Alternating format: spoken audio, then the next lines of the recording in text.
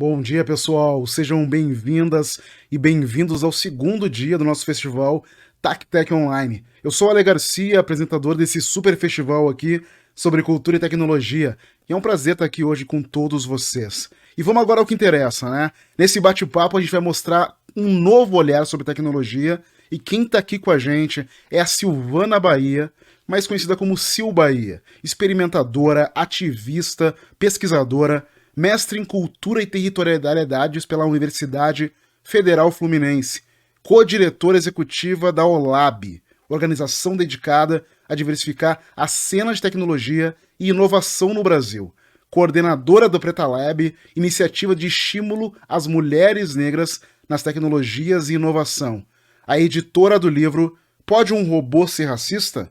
O primeiro livro da coleção Pensando Amanhãs, do Museu do Amanhã, lançado em 2023. Além disso, ela é pesquisadora associada ao Grupo de Arte e Inteligência Artificial da USP, integrante do Comitê Científico e de Saberes do Museu do Amanhã, também considerada uma das 100 pessoas inovadoras mais importantes do mundo pelo The Future Laboratory na Inglaterra. Ela é colunista da Fast Company Brasil, onde compartilha seus insights sobre tecnologia e inovação. Em 2023, recebeu o prêmio Destaques da Governança da Internet, concedido pelo Comitê Gestor da Internet, o CGI. É um currículo gigantesco, tem muita experiência e, como vocês podem ver, a Sil é mais que uma fera que está aqui com a gente no Festival TacTech. Sil, seja muito bem-vinda. Oi, Ale. Nossa, muito obrigada. É uma honra estar aqui, aprendendo, compartilhando com vocês. Estou bastante animada. Valeu, Sil. A gente agradece demais aqui por aceitar o nosso convite. Uma grande honra ter uma pessoa com um currículo tão incrível como o seu aqui conosco. Mas vamos começar, né? Porque tem muito para rolar. Nesse mundo em que a internet, obviamente, Sil, é essencial para trabalho, para o aprendizado, para a vida cotidiana, é bem fundamental garantir que todos tenham acesso igualitário e de qualidade à rede, né? Então eu queria que tu falasse um pouco pra gente sobre a conectividade significativa, já que ela é um direito básico que impulsiona a cidadania, a inclusão e liberdade democrática no ambiente digital. Poxa, muito legal você começar com essa questão, né? Porque eu acho que entender a internet como um direito talvez seja algo que esteja mais dado hoje para a gente, né? Até para entender como que a gente acessa determinados serviços públicos, enfim, a gente já entende que a internet é algo muito fundamental para o exercício da cidadania como um todo. Essa ideia de conectividade significativa, ela traz um olhar um pouco mais qualificado para essa questão do acesso, né? Porque o acesso é um dado, né? Quantas pessoas acessam a internet no Brasil, né? Quantos domicílios tem internet no Brasil? Isso é um dado que, inclusive, o Comitê Gestor da Internet trabalha fazendo essas pesquisas, mas entender da onde essas pessoas acessam e que tipo de rede elas acessam, se é pelo Wi-Fi, se é pelo 4G, se é pelo 3G, isso significa olhar para essa ideia de conectividade significativa, né? A qualidade desse serviço, como que essas pessoas acessam, e acho que essa talvez seja uma primeira camada quando a gente olha para a questão da internet, onde a gente já observa determinadas desigualdades, né? Assim, quando tem, até separei aqui uns dados para falar mais certinho, né? 58% das pessoas da população brasileira acessam a internet só por celular, né? Isso daí já garante uma desigualdade, porque a gente sabe que tem muita diferença na experiência da navegação, tanto no celular quanto no computador, ou no tablet, ou em qualquer outro dispositivo. Então, isso já traz para a gente um marcador social bem grande quando a gente olha para a questão do acesso. E aí, quando a gente vai olhar para esse grupo, né, para esses 58%, 64% se declaram negros. Aí a gente traz uma camada, né, que também é permeada aí por todas essas questões de desigualdade no nosso país, que é a questão racial também. Então, isso acaba aparecendo quando a gente traz uma lente para olhar mais de perto para essa conectividade, tentando explicar um pouco em linhas gerais, né, por que isso é importante. Para a gente acessar direito, né, para a gente poder exercer plenamente a democracia, né, como um todo, para a gente checar a notícia, né, entender aí dentro dessa indústria da desinformação como que o que que a gente pode acreditar, né? Em que a gente vai, dentro dessa enxurrada de informação, o que é de fato verdade? Então, tem um monte de camada aí que acaba sendo impactada por essa questão da conectividade significativa. E essa é uma primeira, na verdade, na minha visão, uma primeira camada para a gente discutir esse universo das tecnologias e desse mundo que está cada vez mais digital, como você falou. Perfeito, Sil. Acho que são discussões fundamentais e importantíssimas que vão se acentuar cada vez mais conforme a gente avança em novidades nesse universo, e a inteligência artificial vai suscitar vários debates como esses. E lembrando do livro do qual você é editora, Pode um robô ser racista? Afinal, essa pergunta é o que eu te faço. Pode um robô ser racista, Sil? Pode, Ale, um robô pode ser racista. A gente tem aí inúmeros casos, né, e estudos e pesquisas de reprodução de racismo por meio das máquinas, por meio das tecnologias, né? A gente vê isso desde exemplos muito simples, que parecem simples, né? Ou que parecem não ter tanta relevância, como filtros no Instagram que afinam nariz, que clareiam a pele, há os dados quando a gente olha ali para essa tecnologia, que é também uma inteligência artificial, que é o reconhecimento facial, que tem aí dados que mostram que as pessoas negras são muito mais vulneráveis a serem consideradas potenciais criminosas, né? Então, esse é um tipo de preconceito, esse é um tipo de racismo que o robô, né, que o robô pratica, digamos assim, mas que na realidade ele reproduz, né? Porque tecnologia e toda essa discussão também, e acho que as pessoas já devem ter ouvido falar muito sobre isso, não é neutra, né? Toda tecnologia carrega a visão de mundo de quem cria, e isso vai mudar a forma como a gente usa a tecnologia, a experiência que a gente vai ter com ela também. Então, quando eu falo um robô pode ser racista, respondendo a sua pergunta, sim, um robô pode ser racista, né? E já aproveitando fazer o jabá do livro que está disponível para download gratuitamente, que eu acho que traz uma discussão importante, sobretudo nesse campo onde a inteligência artificial está cada vez mais presente, né? Isso também eu acho que é uma coisa importante aí dentro do que você trouxe também, né, Lê? Quanto que a gente é impactado por tudo isso tudo está muito no início ainda, e como que a gente vai lidar com toda essa novidade também, né? Eu acho que são perguntas interessantes para fazer para a inteligência artificial como um todo. Pô, perfeito. E ser munido de informação como a que você traz na sua trajetória e traz nesse livro é fundamental para as pessoas se entenderem e poderem estar de maneira consciente nesse momento que a gente vive, né? Tu quer nos dizer qual é a URL, o domínio onde a pessoa pode baixar esse livro?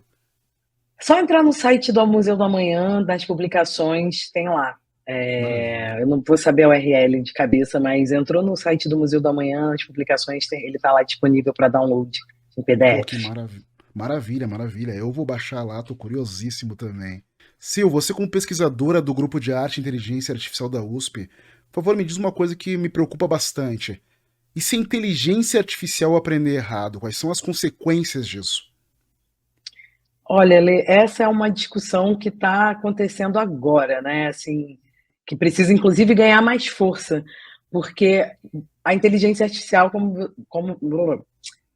a inteligência artificial, como você bem colocou, ela aprende, né? A partir de um processo que a gente chama de aprendizagem de máquina.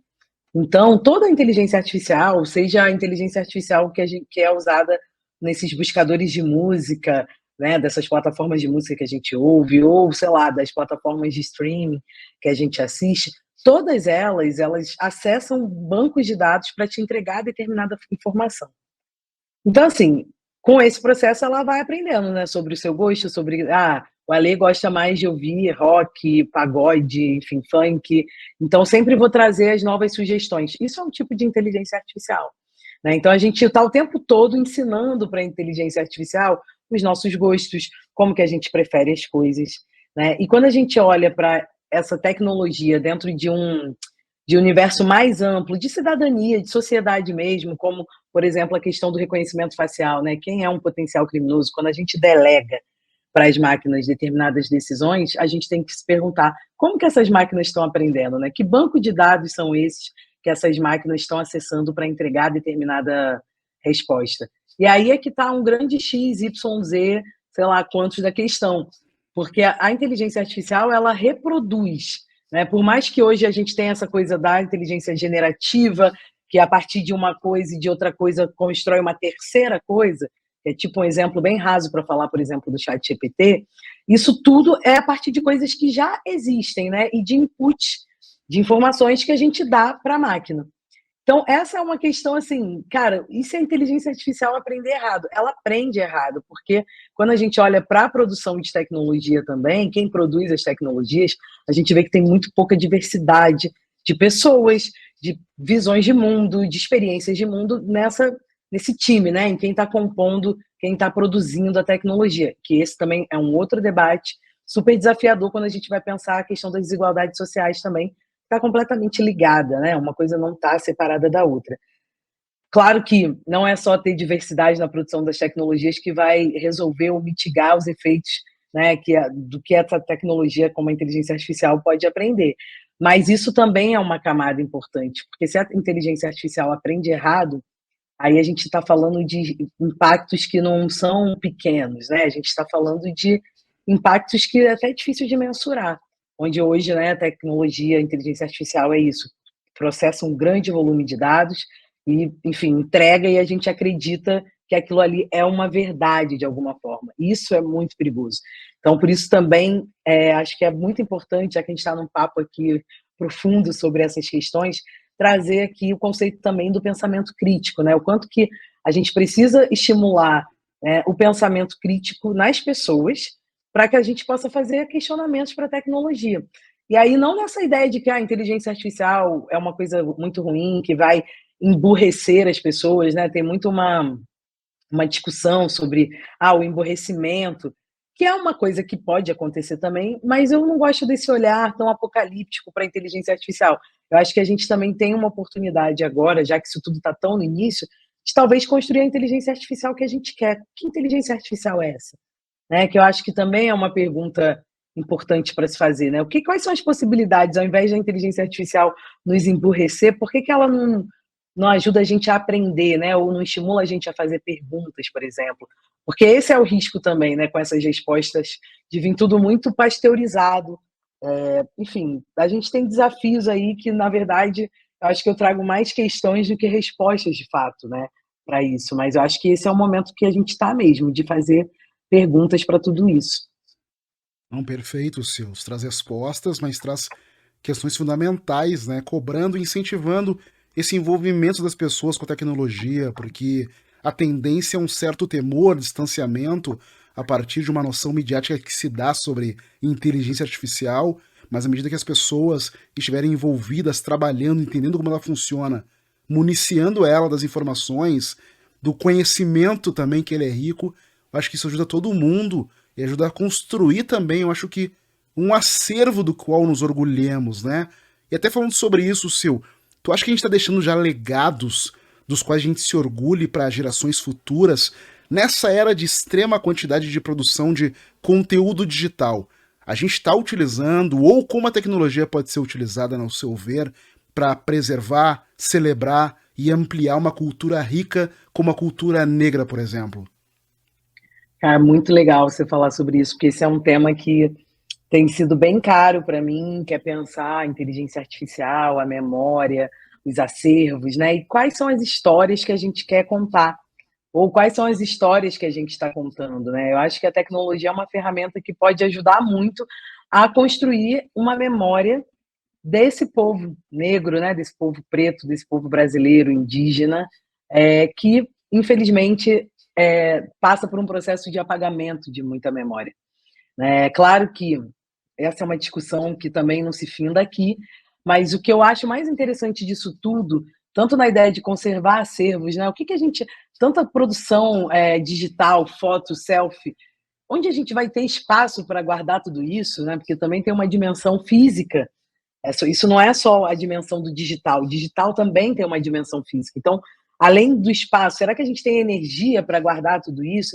E que histórias a gente quer guardar? Que narrativas a gente quer contar? Eu tenho visto vários trabalhos de artistas que vêm trabalhando com inteligência artificial para reimaginar ou recontar histórias de memórias negras, né? E isso eu acho muito, muito interessante, assim, do ponto de vista da gente também se apropriar sobre outras histórias e reimaginar as nossas histórias e, assim, também reimaginar um futuro possível para a gente. Por isso que eu gosto dessa ideia da tecnologia, da inteligência artificial, do acervo, da questão da memória, o quanto que isso também está totalmente ligado, o quanto que isso é político, o quanto que isso é poderoso, né? E essa é uma discussão que me interessa muito, assim, é uma coisa que eu quero estudar pelos próximos anos, principalmente nesse universo da inteligência artificial, que usa, né, bancos de dados para trazer uma resposta para a gente. Se a gente puder cuidar desses bancos de dados, se a gente puder botar, né, trazer os inputs para esses bancos de dados, será que a gente vai ter menos desigualdade, por exemplo, daqui a alguns anos? Quando eu penso em acervo, quando eu penso em memória,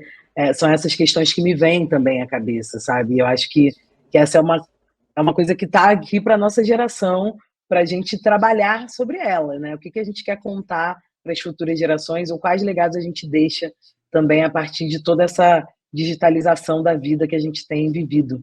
E que só vai aumentar, eu acho. Nossa, você trouxe questões fundamentais aqui. Legado, história, conhecer aquilo que a gente não pôde ver documentado, ter as histórias perpetuando para que as pessoas conheçam o que aconteceu e as possibilidades de se fazer isso através de uma tecnologia como a inteligência artificial. Isso é muito rico, traz ainda um sentimento mais positivo em relação ao que a gente pode conquistar, construir em relação a acervo de riqueza histórica.